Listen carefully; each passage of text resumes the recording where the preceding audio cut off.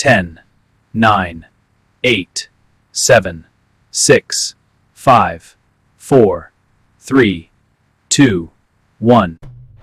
موعد توقيت مباراة نادي برشلونة الإسباني والأهلي المصري والقنوات الناقلة.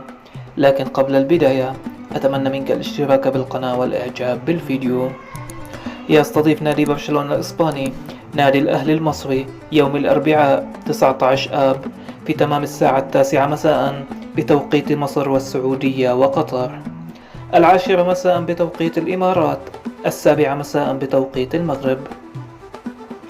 ويأتي هذا اللقاء ضمن استعدادات نادي برشلونة ونادي الأهلي للموسم الجديد ضمن بطولة كأس إخوان جامبر الدولية الودية.